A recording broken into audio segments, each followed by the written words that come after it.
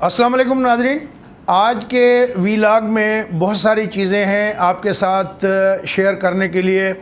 एक तो यह है कि वज़ीर आज़म साहब का एक और झूठ पकड़ा गया है और आज अदालतों में भी काफ़ी एक्टिविटी रही। आसिफ अली ज़रदारी साहब की जाली अकाउंट केस में ज़मानत मुस्तकिल तौर पे मंजूर हो गई। ख्वाजा आसिफ के प्रोटेक्शन आर्डर के हवाले से इस्लामाबाद हाई कोर्ट ने ये मामला जो है कहा है कि सियासी मामलात को अदालत में न लाया जाए और तमाम पॉलिटिकल लीडरशिप को पार्लिमान का एहतराम करना चाहिए। ये भी बड़ा अहम मामला है। और इसके अलावा सुप्रीम कोर्ट ने जो है जस्टिस काजी फ़ायज़ ईसा की सरबराही में 2 रुकनी बेंच है, उन्होंने नोटिस लिया है जो वज़ीर आज़म ने ऐलान किया था कि तरक्याती फ़ंड दिए जाएंगे सेनेट के इलेक्शन से पहले अपने नाराज़ अरकान को मनाने के हवाले से कि जो अरकान पार्लिमान हैं, कौमी असम्बली, सेनेट और सूबाई असम्बलियाँ, उनको जो है अपने हलकों के लिए 50 करोड़ रुपए फ़ी रुकन दिए जाएंगे। और उसका नोटिस लिया है कि इस पे किस कानून के तहत आप ये कर रहे हैं। और इसके अलावा जो सबसे अहम बात, पीडीएम का इजलास हो रहा है 4 तारीख को, यानी कल। उसमें जो है वो स्ट्रेटजी तय की जाएगी।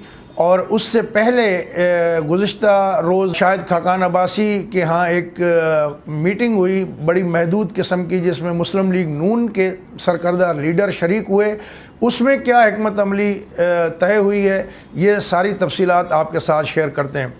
इससे पहले कि नए देखने वाले दोस्त जो है जिन्होंने चैनल सब्सक्राइब नहीं किया, उनसे दरख्वास्त है कि चैनल को सब्सक्राइब कर लें और ये वीडियो अच्छी लगे तो उसको दोस्तों के साथ शेयर भी कर दीजिएगा। तो आते हैं पहले जो वज़ीर आज़म साहब ने, आपको याद होगा कि 20 जनवरी को गालिबन वाना में खिताब के दौरान ये कहा था कि जी जो फॉरेन फंडिंग केस है उसकी ओपन हियरिंग होनी चाहिए और भले जो दस्तावेज़ात हैं वो सबको पता लगे, कौम को पता चले कि क्या चीज़ें हैं। लेकिन जब फॉरेन फंडिंग केस में अकबर एस बाबर जो पीटीआई के पुराने अपना सेक्रेटरी इत्तला थे, वो उन्होंने आज एक राहस पाश किया और कहा कि जब इलेक्शन कमीशन में वो गए कि जी वो 23 जो बैंक अकाउंट्स हैं उसकी तफसील हमें दी जाए। और जो उन्होंने तो ये भी कहा है कि अबराज कंपनी का जो सीईओ था वो इमरान खान साहब के बड़े चीफ फाइनेंसर थे, तो उनके हवाले से भी बड़ी मालूमात वहाँ पर जो है उन्होंने बताई। और कहा कि वहाँ जब वो गए तो पीटीआई के वकील ने कहा कि वज़ीर आज़म साहब के बयान को गलत आप लोगों ने समझा है और हमें कोई ऐसी इंस्ट्रक्शन नहीं मिली है कि जो फॉरेन फंडिंग केस की तफसीलात हैं उनको पब्लिक किया जाए। जो डॉक्यूमेंट उन्होंने जमा कराए हैं वो पिटिशनर तक को नहीं दी जा रही हैं और पिटिशनर के वकील को नहीं दी जा रही हैं, जो कि असल इसके रूह के ख़िलाफ़ है। हालांकि इस पे हाई कोर्ट्स के, सुप्रीम कोर्ट की रूलिंग्स मौजूद हैं कि जो भी प्रोसीडिंग्स होती हैं तो उसके डॉक्यूमेंट्स जो है दूसरी फरीक को जो है वो देने पड़ते हैं। लेकिन इन्होंने दरख्वास्त की पीटीआई ने कि अभी इनको न दी जाए, इनको खुफिया रखा जाए। तो एक तरफ लोगों की जो है आंखों में धूल झोंक रहे हैं कि जी मुझे कोई इतराज़ नहीं है, फॉरेन फंडिंग केस कुछ भी नहीं है, उसकी सारी चीज़ें होनी चाहिए। लेकिन इलेक्शन कमीशन में जाके उन्होंने अपना मौक़िफ़ जो है वो उसके बरक्स अख्तियार किया हुआ है, जो कि मेरे ख़्याल में एक अब मज़ीद क्या कहूँ, आप ख़ुद ही जो है वो तय कर लीजिएगा। दूसरा इशू, सुप्रीम कोर्ट में जस्टिस काजी फ़ायज़ ईसा साहब ने जो है वो नोटिस ले लिया। 50 करोड़ रुपए इन्होंने जो सेनेट के इलेक्शन में लोग नाराज़ हैं इनसे, तो उनको मनाने के लिए कहा कि जी वो ग्रांट मिलेगी हर एमएनए और एमपीए को, ताकि जो अपने जो हलके हैं वहाँ पर तरक्याती काम करवा सकें।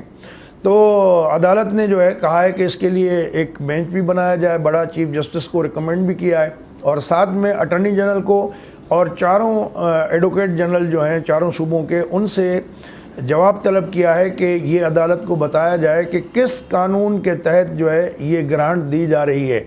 ये फ़ैसला पीटीआई के 28 जनवरी को होने वाली पार्लिमानी पार्टी में किया गया था, जिसको वज़ीर आज़म साहब ने ख़ुद प्रिजाइड किया था। तो ये दोनों फोरम जो हैं वो ज़ाहिर है कि एक्टिव हैं, और जब भी ये मामला चलेंगे तो हुकूमत के लिए एक नई परेशानी जो है वो सामने आएगी।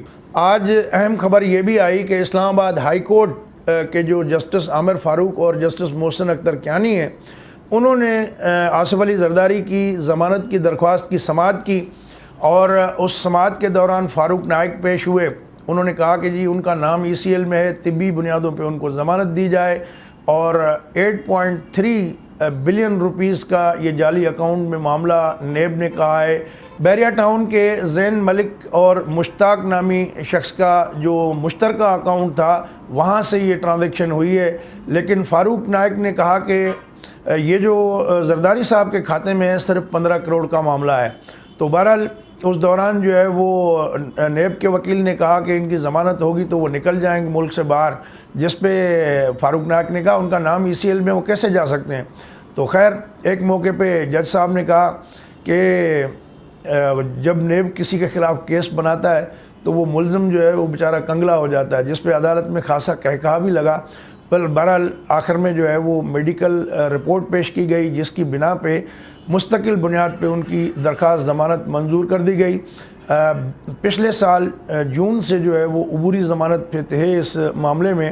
تو بہرحال یہ تو عدالتی معاملہ ہے، میرٹ پہ یہ سلسلہ ہوا، اور اس کو ظاہر ہے کہ حکومت یا ان کے جو مخالفین ہیں وہ اس کے ساتھ جوڑیں گے کہ اسٹیبلشمنٹ کے ساتھ جو ہے پیپلز پارٹی کے معاملات طے ہو گئے، اور اس سلسلے میں ہونے والی یہ ایک پیش رفت بھی ہو سکتی ہے۔